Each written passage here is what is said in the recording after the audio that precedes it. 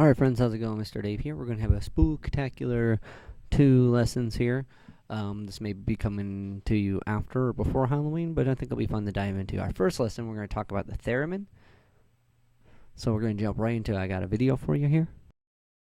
Halloween season, you'll hear some movie or some recording that has this familiar yet eerie sound. That sound gave birth to the greatest gift from engineers to the arts, the electronic synthesizer. The synthesizer began in the 1920s with Professor Leon Theremin. In a Leningrad engineering lab, he played around with the latest technology, radio. It fascinated Theremin because radio changed electricity into sound. He brought 2 parts of the radio close together so they made a sound like the squeal from putting a microphone too near a speaker. This propelled him, in his own words, to give these sounds a musical soul. He built an instrument where instead of physically bringing the 2 parts together, the performer's body would create the squeal. He would just wave his hands in front of the instrument, plucking music from the air. You've likely heard the theremin, as the instrument became known, in the 1950 sci-fi classic, The Day the Earth Stood Still. But well before that, theremin toured the world and captured headlines. The New York Times called it ether music. The Chicago Tribune said that theremin mysteriously reproduces music. Einstein called it as significant as when primitive man produced sound from a bowstring. The instrument made quite a splash until 1938, when theremin disappeared abruptly. Kidnapped by Soviet agents, he was sent to a labor camp until he agreed to work for the KGB. But Leon Theremin had planted a seed. In the late 1950s, a 14-year-old boy built a theremin from plans he found in a magazine.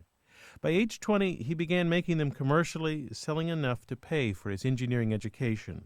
The student, Robert Moog, used what he'd learned about electronic music from the theremin and built in 1964 the world's first synthesizer. With Moog's synthesizer, the child of Leon Theremin's wonderful instrument, electronic music became world famous with one of the best-selling classical albums of all time, Switched on Bach.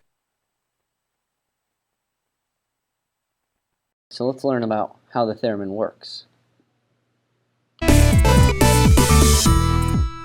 Electronic music is not for everyone. Whether it's dubstep or techno or electro swing or dark step or acid jazz, the unique sounds, beats, and rhythms are only possible thanks to some pretty slick but simple technology. Even though they seem like a modern invention, electronic instruments have been around for a lot longer than you might think. Leon Theremin, a Russian inventor and professor of acoustics, created one of the first ever electronic instruments in the 1920s called the Etherphone. Or at least that's what he called it. Now we call it the theremin. The theremin is an electronic instrument that you can play without touching it. If I move my hand closer to this antenna, the pitch will go up, and over here, closer and farther away from this one, I can control the volume. It's like magic, but it's all based on electricity. Sound is produced when something vibrates, which makes the air vibrate, which makes our eardrums vibrate, which our brain interprets as sound. With guitars, of course, the vibrating part is the string. And with electronic instruments, it's an electric current that causes a speaker to vibrate. So we need to make electricity flow back and forth, which is what's called an alternating current. And perhaps the most important component to make that happen is a capacitor. A capacitor is a device that can store an electric charge. It's made up of 2 plates that conduct electricity with something in between them, whether it's air or another material called the dielectric. When there's an electric current, electrons want to flow between the plates, but they're blocked by the dielectric. So instead, the electrons get stuck on one side of the capacitor, and the electric charge, negative on one plate and positive on the other,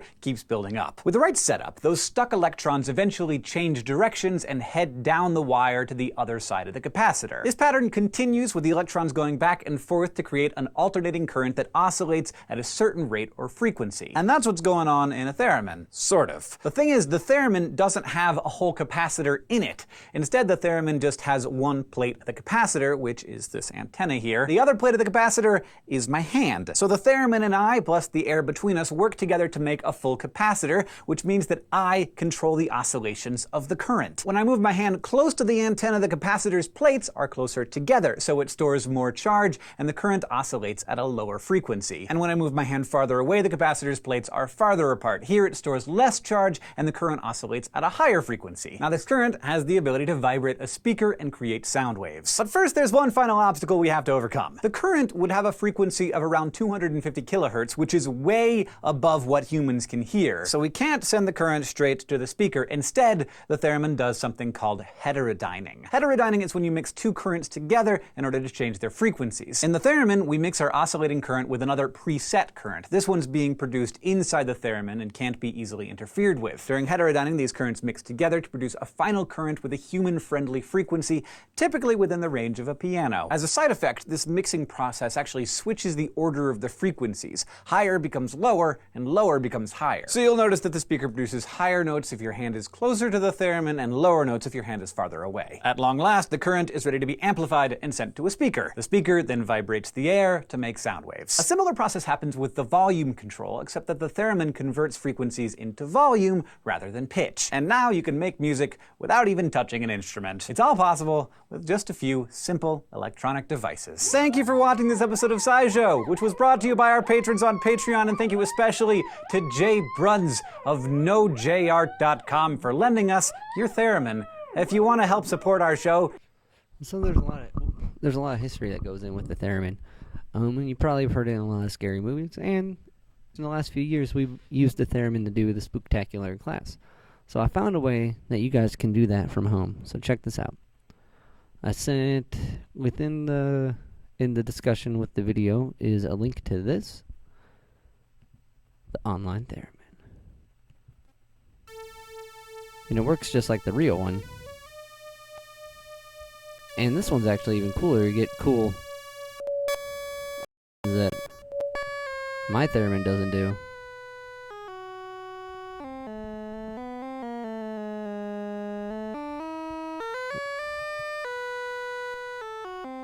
And it's got a bar that shows you the actual pitch.